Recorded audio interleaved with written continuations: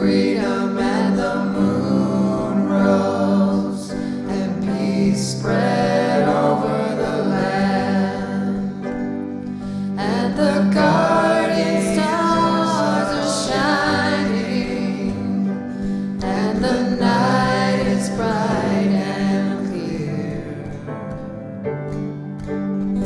I dreamed of freedom and the moon rose, and peace spread over the land.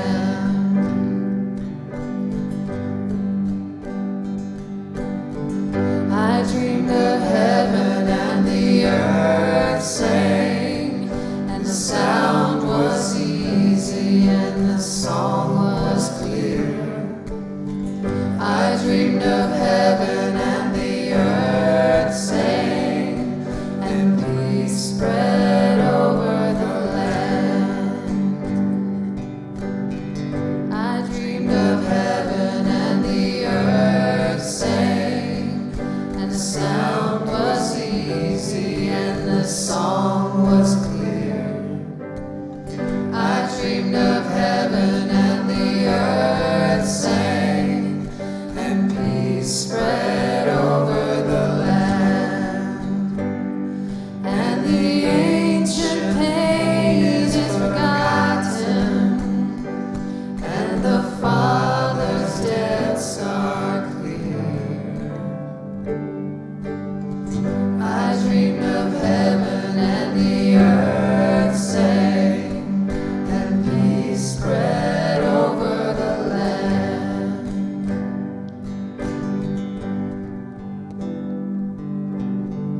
I dreamed of rain and the rains came, soft and easy, sweet and clear.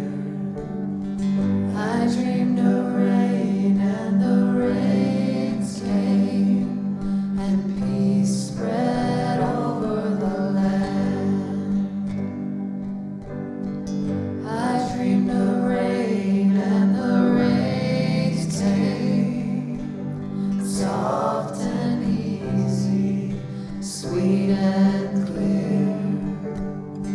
I dreamed of rain and the rains came, and peace spread over the land.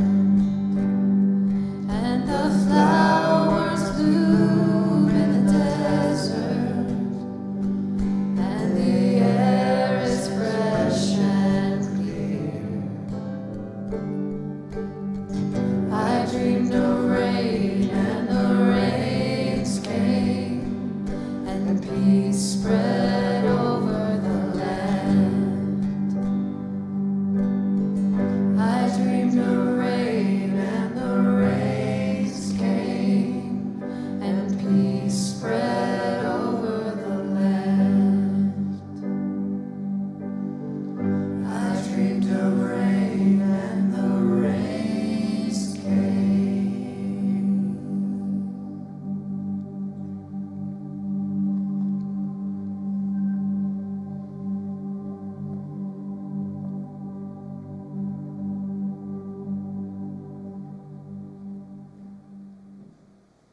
Awesome. Doesn't that feel good? I love that song. I'll come stand in front of you guys. Welcome. Thank you so much for joining us today. We appreciate your taking your time out of your Saturday to come hang out with us.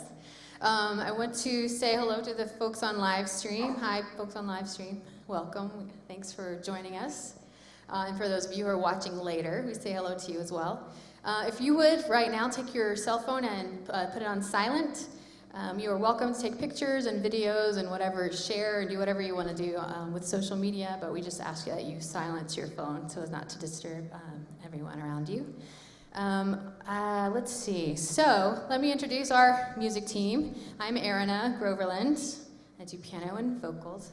This is Jason. He does vocals today. We switch around sometimes. This is Papik. He's on vocals today as well. And Dino on the end, he's doing our guitar and our vocals today. So, yeah, thanks. Yay. So if you all would stand up right now and turn and meet someone around you, introduce yourself to someone new if you would.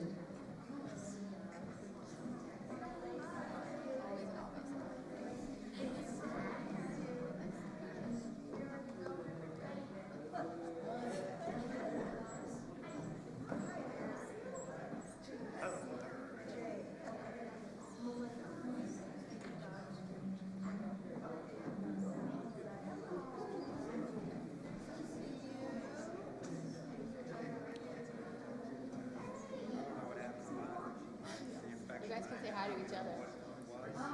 Shake hands. Hi.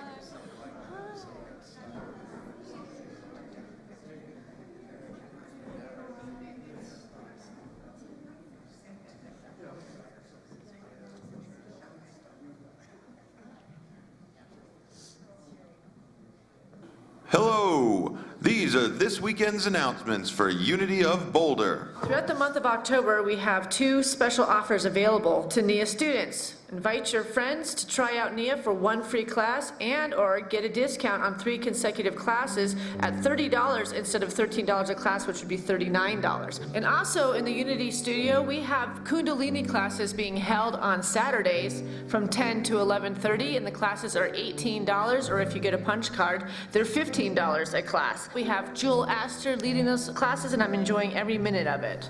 On Sunday at 12:15 in the Fellowship Hall, the Spiritual Spelunkers group and Jewel Astor will be having a visioning meeting about upcoming events like canoeing and camping and rock climbing and all sorts of wonderful active outings. So if you are interested, you want to go on Sunday at 12:15, and if today is Sunday, then it's today. Next Sunday at our 11 a.m. service is going to be our Rock and Roll Sunday.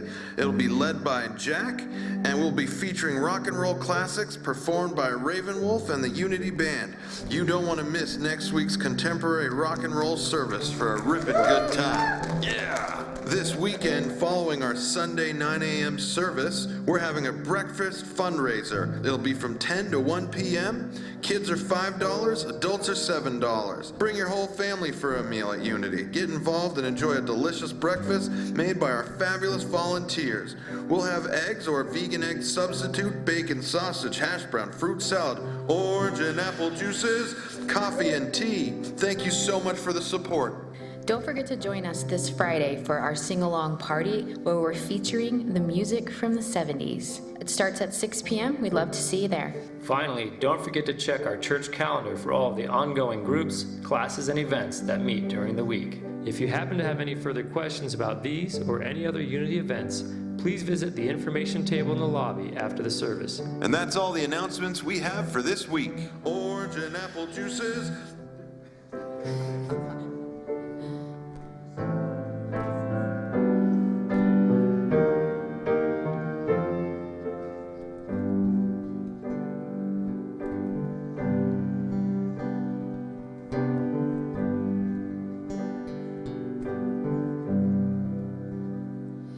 I can feel you in the morning sun. I can see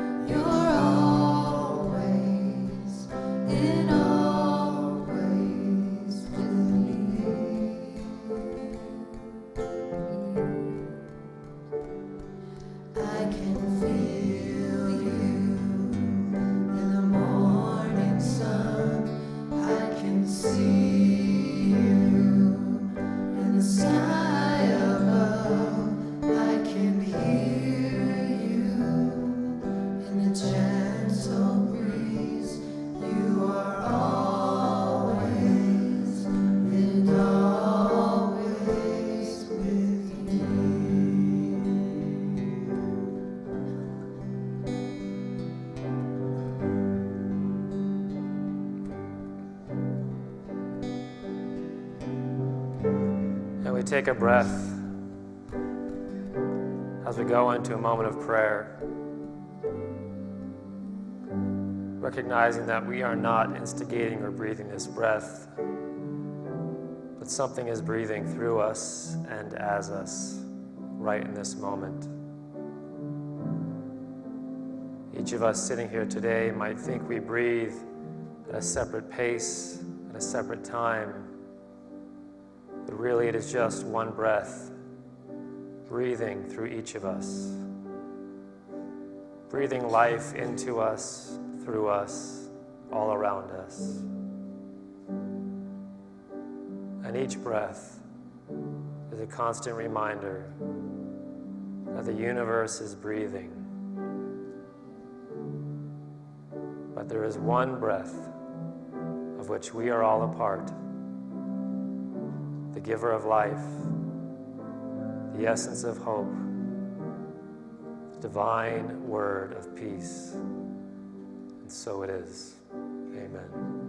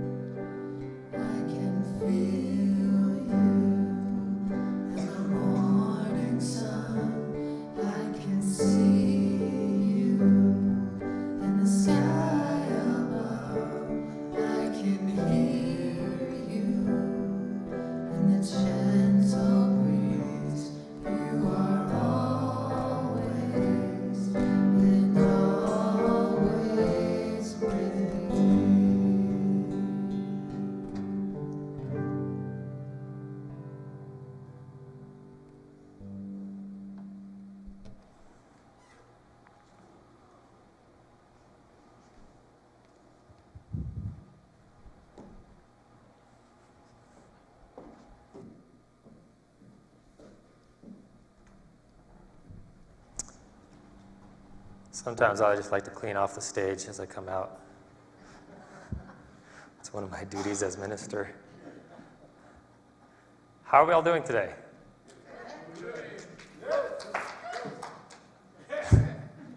If I let this go on longer, does it get better and better? Just more and more cheering, it just keeps building? All right. Well, I'm excited about this. I'm excited about this talk. I'm excited to wrap up this series that we've been doing on the simulation. So we're going to get right into it, and I hope you enjoy it. So far in the talk series, we have looked at the possibility that we are in fact living in a simulation. Week one, we discussed how this physical construct that we can see as life, our physical universe, our physical world around us, is possibly a simulation. Week two, we dove into the mental construct, our mind, and how our mind is making this life as we see it, as we experience it. So ultimately, we are living in a simulation of our mind as well. Then last week, we looked at the spiritual construct, as I called it, the spiritual realm and our soul, and also being the part of a possible simulation. So that all three of these things can be part of a possible simulation. This led us to look into reincarnation, if you remember that last week, which is where we are going to kick it off today. As we conclude this talk series, which will be the fourth week today, we're going to be talking about the divine construct of the simulation. So let's get on to this. This is from our co-founder, Charles Fillmore, in the book, The Revealing Word. And if you've never seen The Revealing Word, it's sort of a short dictionary of Unity terms. So if you're trying to get familiar with Unity, it has some just common terms you're going to find throughout the Bible and life, and how we define those terms metaphysically. So, in that book, he says, reincarnation is not a part of the divine plan and does not lift man out of mortal limitations. It is not an aid to spiritual growth, but merely a makeshift until full truth is discerned. So this relates back to what I presented as part of the conclusion of last week, if you remember. Reincarnation was never intended to be a part of the system. It is not part of the divine plan, and actually it doesn't exist at all except for the fact that we make it real by continually trapping ourselves into it by way of holding on to our attachment to those short-lived, empty desires of the physical world. So we are what make reincarnation continue and make it a part of a system that was never intending to have it in the first place. So all of this is because we are on the path to discern the full truth as Charles Fillmore defined it in that statement there. And in many ways, reincarnation is actually an obstacle on that path, on our spiritual path, a self-imposed restriction on that path as we journey along, as opposed to the spiritual tool for growth that some people see it as. Some people think that reincarnation is a part of this process to get us going instead of an inhibitor. So have you ever heard someone say, and perhaps they said it to you, that you're an old soul, or they referred to someone else as an old soul? Has anyone else ever heard that being said? Who's actually been called an old soul? See, I don't feel like that is something to be proud of.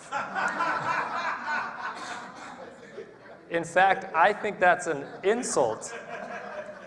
I've had people say, I think you're an old soul. I was like, I don't like you saying that.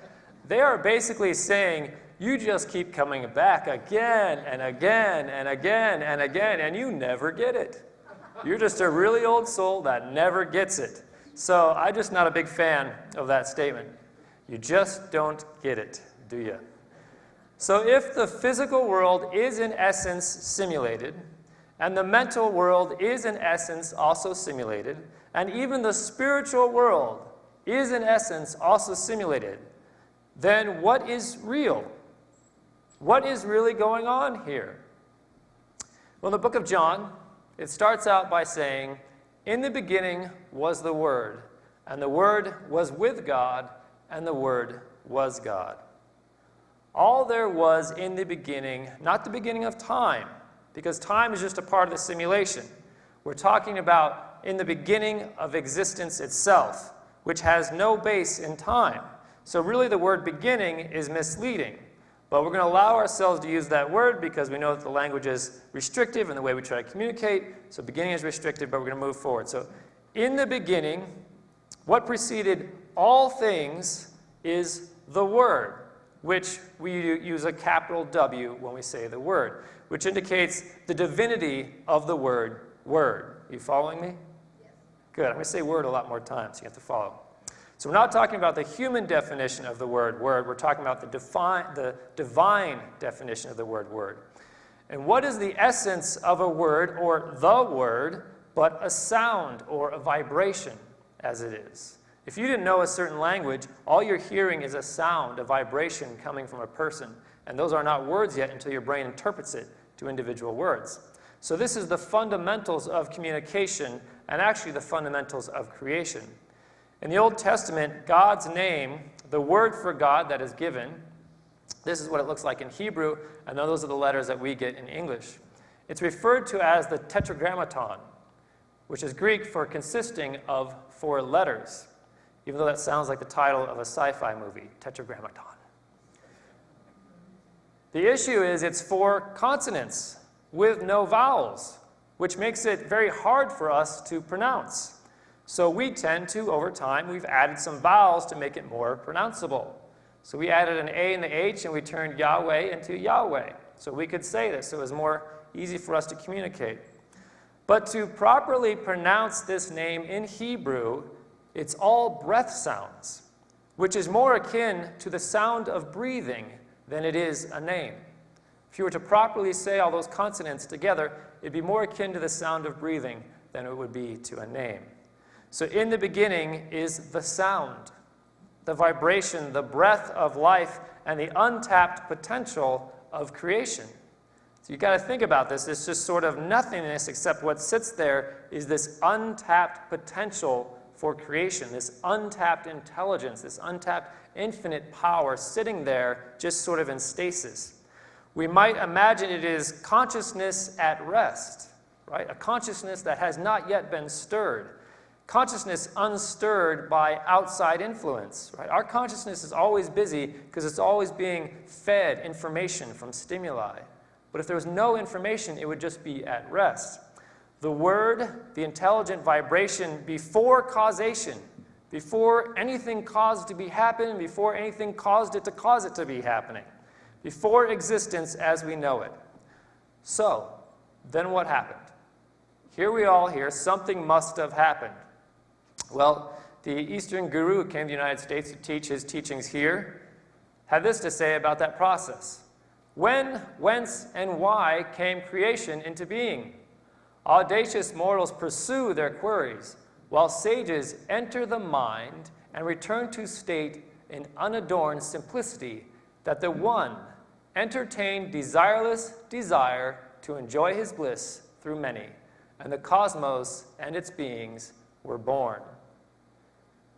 It's hard for us to understand desireless desire, because unless there was a desire for something else, then everything as it was would have been fine. But we don't really see that this would have had a desire, because this infinite intelligence would have, it lacks for nothing. So what is there to desire? So it's really a desireless desire, which try to wrap your head around that. So we have untapped infinite intelligence with untapped infinite creative potential and a thought about what would it be like to create. So right, if you have this untapped infinite intelligence and all of a sudden a thought comes up, what would it be like to create? And that thought became manifest and formative. So it goes on. Spirit, being the only existing substance, had not but itself with which to create. Thus, spirit first gave rise to a magic delusion, Maya, the cosmic magical measurer, which produces the illusion of dividing a portion of the indivisible infinite into separate waves of finite objects. Are we getting too complicated yet? Yes. All right. Suppose you have just an infinite pool of water. It is at rest. There is no individuality. It is just one pool of water. But as soon as that water begins to stir, you start to have individual waves coming out of that water. You're starting to follow that a little bit? So what is having to happen? We have God, we have Spirit, we have Yahweh, we have the divine, we have one, whatever you want to call it. One and all that there is. One cannot be separated or divided. It is just one. It is the essence of infinites. Duality cannot exist in oneness. If it's one, there cannot be two. There cannot be duality. So that cannot happen. Only the illusion of duality can exist in oneness. You following me that far? You can't actually separate oneness, but you can create a delusion to believe that there is separation within that oneness, or an illusion. So Maya is what is called in the East. It is the cosmic measurer. It is otherwise referred to as the cosmic dream, or a divine dream, or God's dream. Right? God has not been split apart. If God is dreaming, there is now this illusion of a separate existence happening, but it's still just one existence happening. Maya creates the illusion of separation that we have all bought into, the illusion of duality. In order for separate individuals, separate individual minds to experience free will and still exist as part of the one, there has to be this illusion taking place within the one.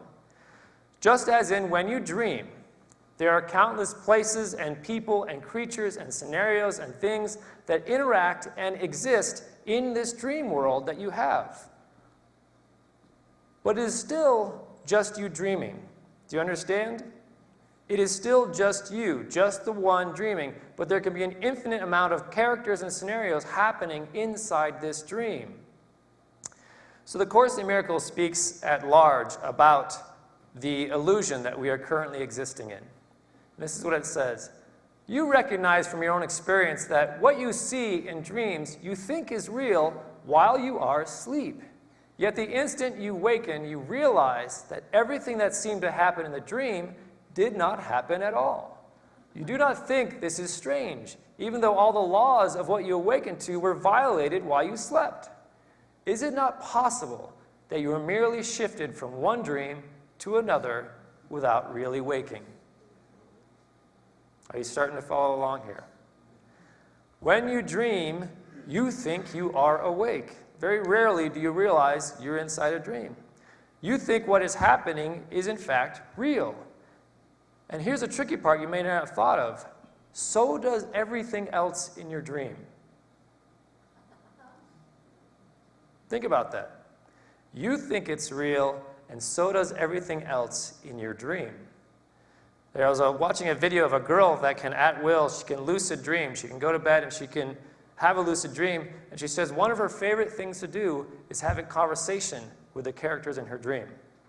Try to wrap your head around that. Everything in your dream also thinks it is real. The characters and the events all seem to move independent of you, just like when you are awake. Things around you are moving independent of you. So it makes your dream very real because these things are happening independent of your choice. Until you wake up and you realize how unreal and ridiculous it was. Have you ever had that experience? You wake up and you either go, whew, I'm glad that was a dream. Or, that was crazy, I want to go back in. And all of those characters and events that seem to be independent of you during the dream, upon waking, you realize they actually all were you. And only you, they were all only the one. Every part of your dream is still part of you. And if you can think that the events are real while you're in the dream, while you are asleep, is it not possible that the events that you think are real while you are awake are in fact just another dream? It has to at least be possible, right? It has to be possible. You might just be part of a divine dream. That has to be possible. The divine who's expressing and dreaming you and everything around you into existence. But all of it, just like everything in your dream, is still just part of the one, the source, the dreamer. It's an illusion that there is any separation. There is only the dreamer. Now, whether you believe in this possibility or not, I would just like to play a mind game with you. I'm going to ask you to close your eyes for a moment. Can you do that comfortably? I'm not going to trick you or throw water on you or anything here. It's a safe place. Just close your mind for a moment and just sit very still. Keep your eyes closed and just let this idea sink in. Suppose what we're saying here today is actually true. Suppose you could prove it beyond the shadow of a doubt that you are in fact just a character in a divine dream. None of this is actually real like you thought it was. And you know this beyond the shadow of a doubt. You absolutely know this to be true. Just sit with that possibility for a moment. Just sit with that. If you knew this beyond a shadow of a doubt to absolutely be true. Now, in your mind's eye, in your own consciousness, ask yourself this question. How would my life be different if I knew, absolutely knew, none of this was real?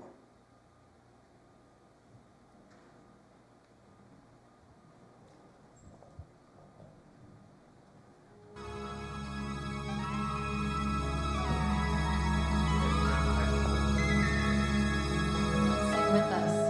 I just close my eyes again, climbed aboard the Dreamweaver train. Driver, take my worries of today. Start that again. Technology, I apologize. I'll just close my eyes again, climbed aboard the Dreamweaver train.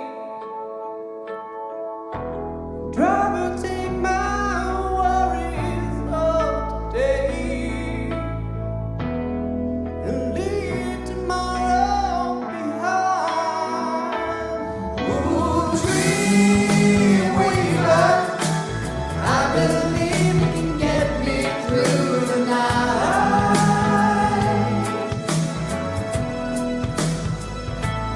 Ooh, Dreamweaver, I believe we can reach the morning light.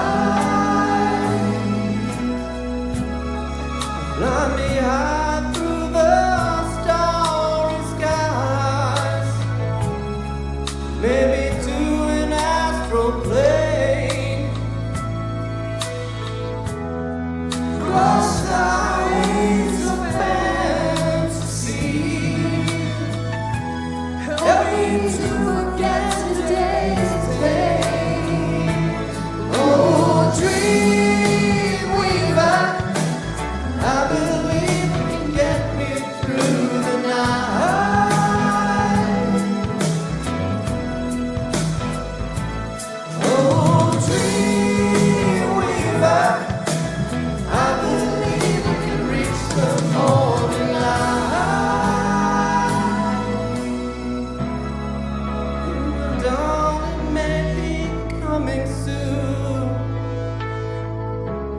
there still may be some time. Find me a way to the bright side of the moon. Meet me on the other side. Ooh, dream weaver, I believe you can get me through the night.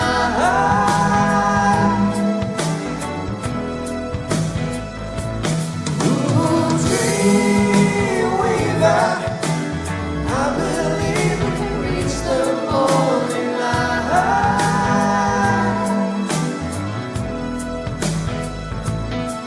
Dream weaver.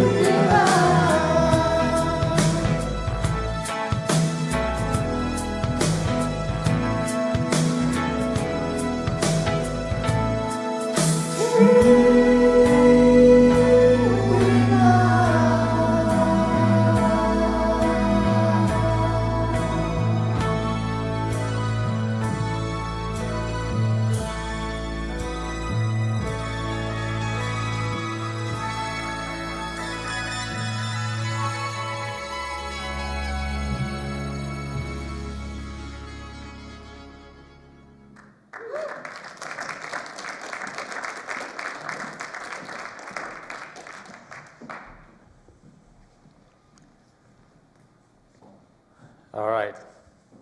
I hope it didn't shock you when you had your eyes closed there and went into a song. If, in fact, you knew this was all just a dream, how would your life be different? Would anyone care to share a few words how their life would be different? Short words. How would your life be different? Yeah. I already believe this. You already believe this. Last 10, 20 years. So for 30 years ago, your life was different. And now it's just ho-hum, like it's always been. Same results. You take a lot more chances. Take a lot more chances, okay? Anyone else?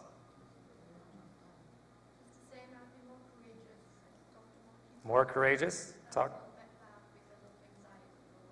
No anxiety? There'd be no point to it, right?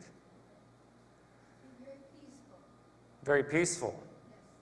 You could sort of release attachment to all things because it's not real. So there'll just be peace there.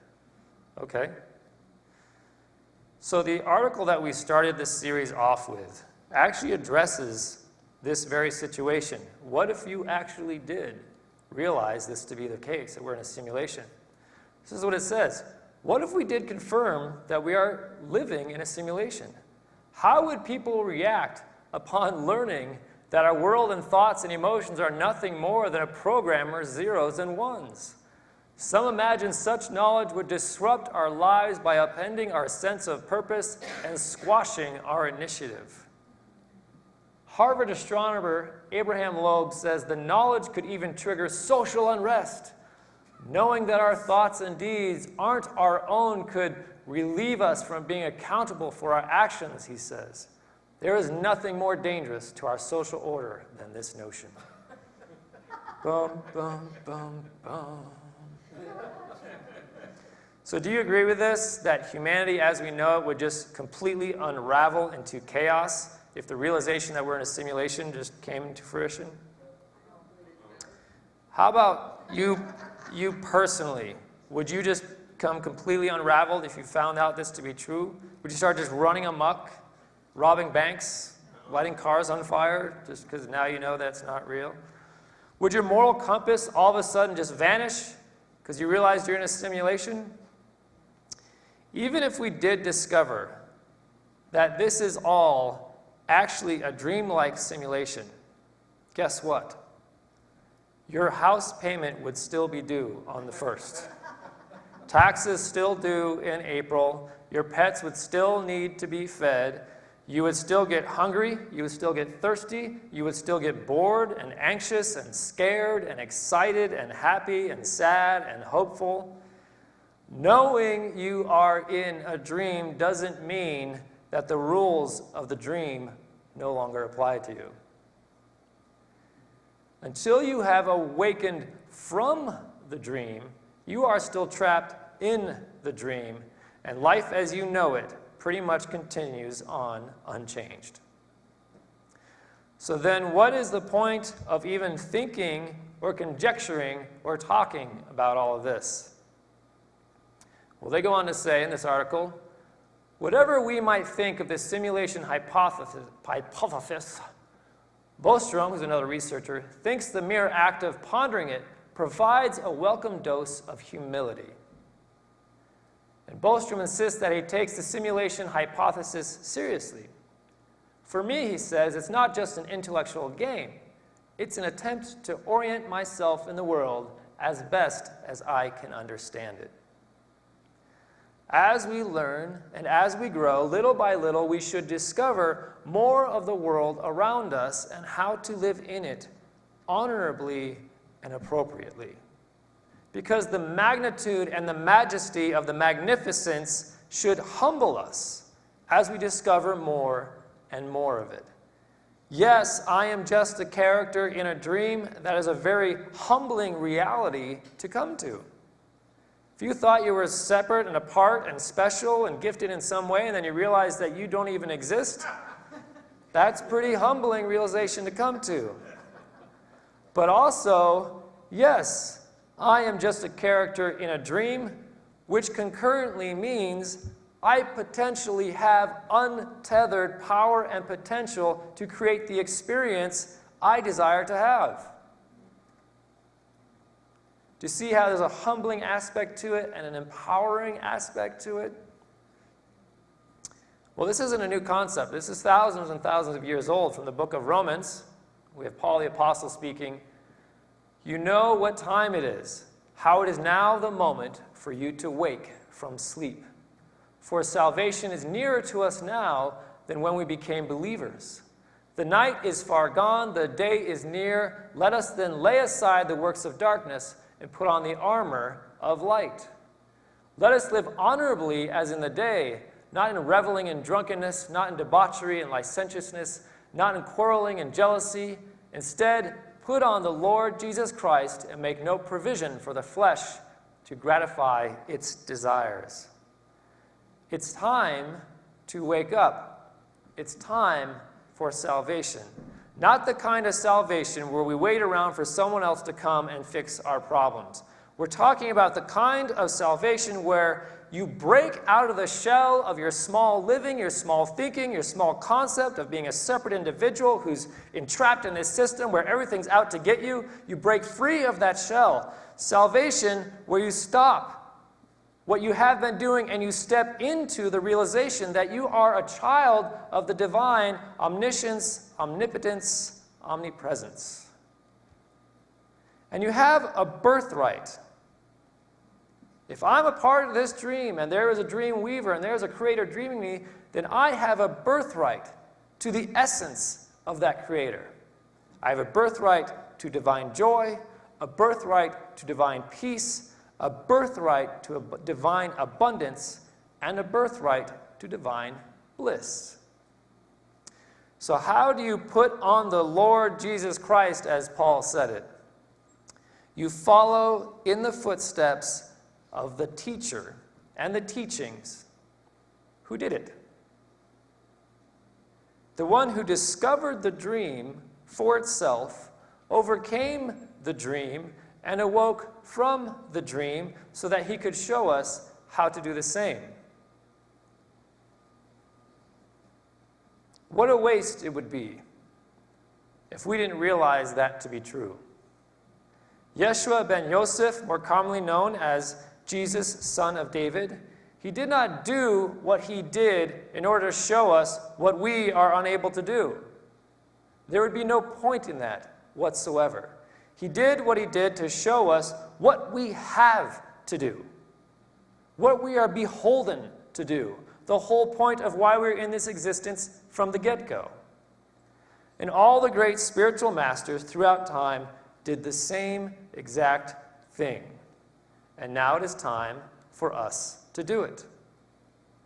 Back to the book, A Course in Miracles.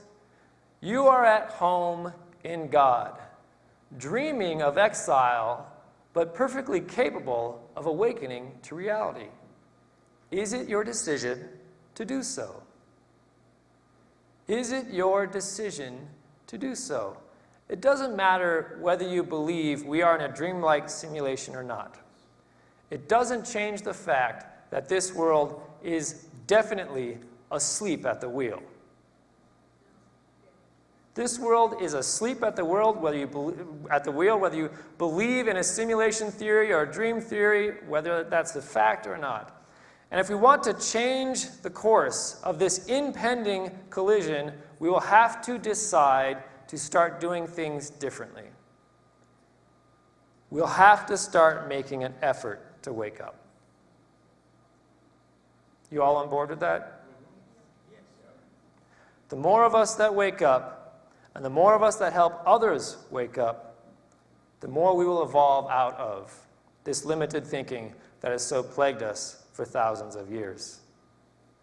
It's a group effort. And I'm excited about where we're going to go with that. And that is the truth as I experience it. So we're going to take our time in a moment of silence.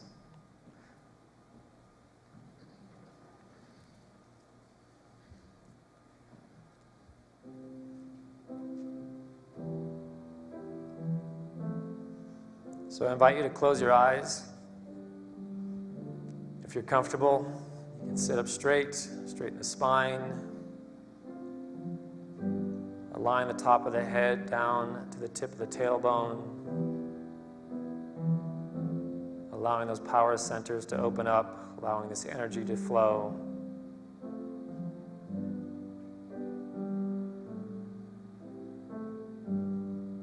When we close the eyes, we shut out one of the biggest information sources that tells us that we are separate and apart. That there is this physical construct that puts distance between us, that tells us some things are ours, that we own, that it is mine.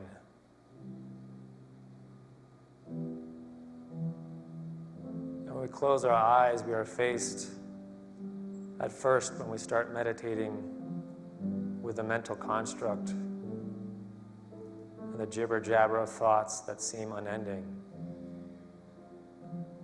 As we try harder and harder to make them stop, we realize that they are resilient and they go on even more.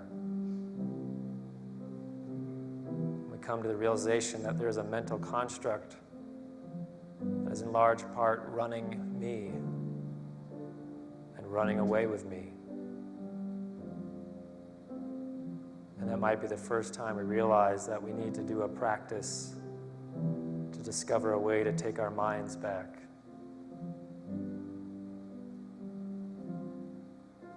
And as we go deeper into our process, into the stillness, we recognize that there are things moving about that are beyond me and what I know with the five senses.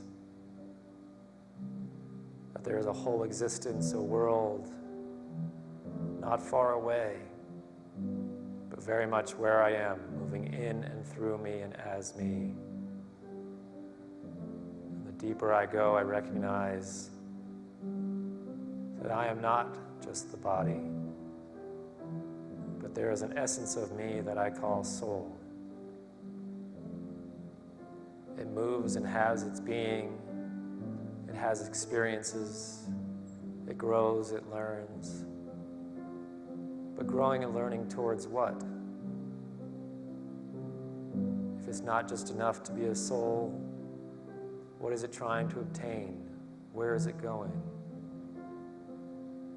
And I allow myself to realize there must be something beyond that, beyond this spiritual construct.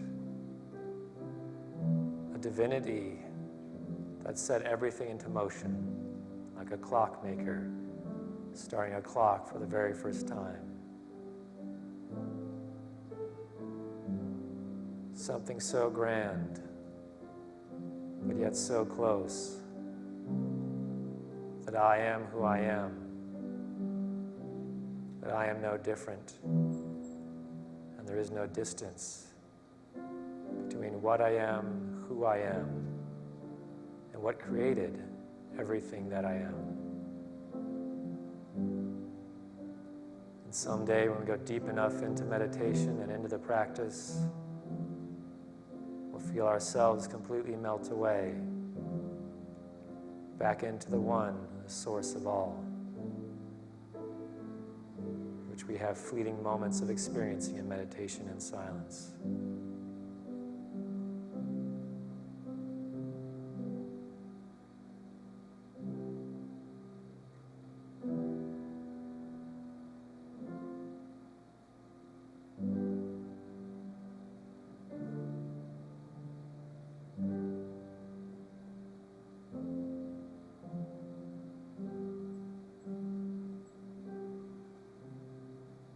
The breath of life is breathing me. I am the breath of life. The love of life is loving me. I am the love of life. The joy of life is enjoying me. I am the joy of life. The peace of life experiences peace through me, and I am the peace of life. As I go forth now from this moment of silence, I hold on to these truths, knowing that they are real, and so it is. Amen. Namaste.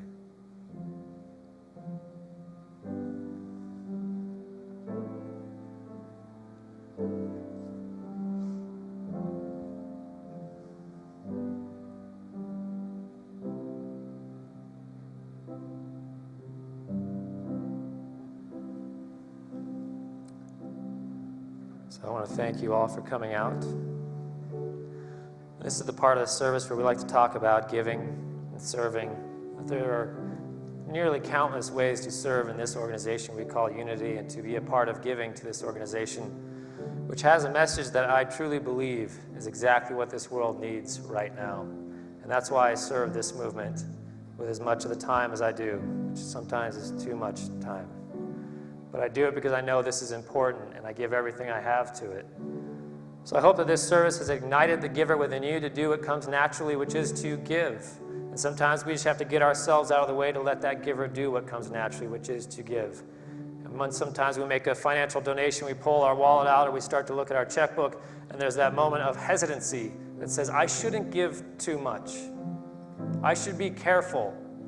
And that is the ego-driven fear inside us, trying to keep us from doing the things that are supposed to be done by us. After all, it's just a dream. There's nothing to lose. So let the giver give, and we have plenty of ways to give in this organization we call Unity of Boulder. You can text to give. If you're watching us online, I invite you to be a part of this process, to engage with us in this process and give freely through all the digital mediums we have as well. If you're looking to serve, but you're not here in Boulder, Colorado, you can serve us by sharing this live stream to your friends and family members on the different platforms that you enjoy. I'd like to remind you, we do have baskets in the back of the room if you have a physical gift you'd like to drop off. The next segment of our service we call the Spotlight, is where we like to spotlight different things happening here in the community and here at Unity of Boulder. And this week I thought I should spotlight my wife, Erina.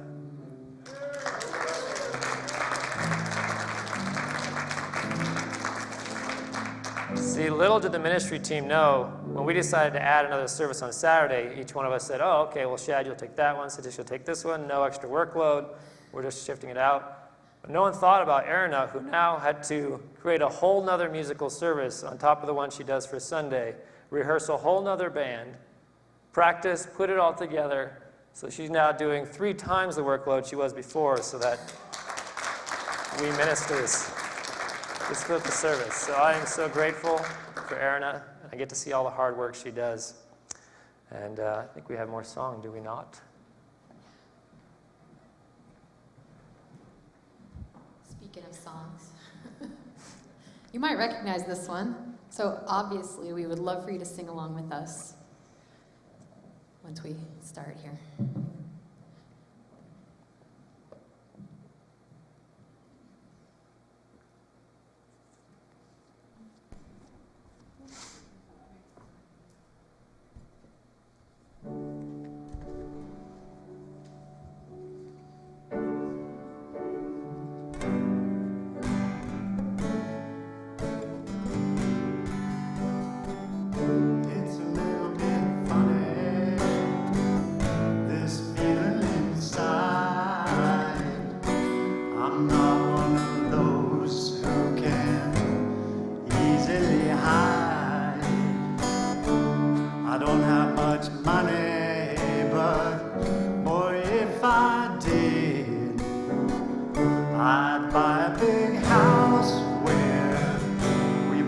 could live.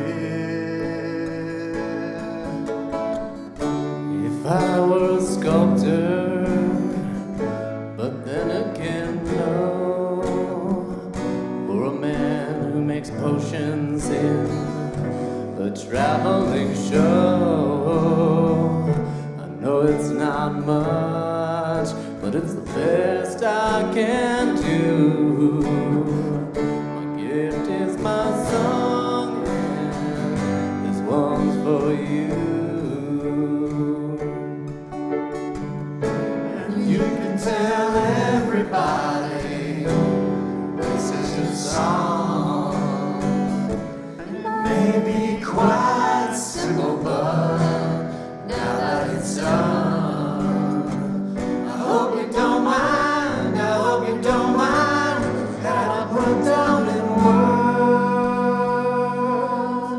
how wonderful life is while you're in the world.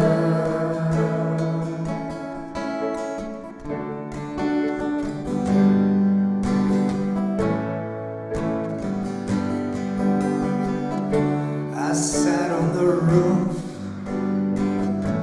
and kicked off the moss. Well, a few of the verses, well, they've got me quite cross. The sun's been quite kind when I wrote this song. It's for people like you that keep it turned on. So excuse me for getting, but these things I do. You see, I've forgotten if they're green or the blue. Anyway, the thing is what I really mean. Yours are the sweet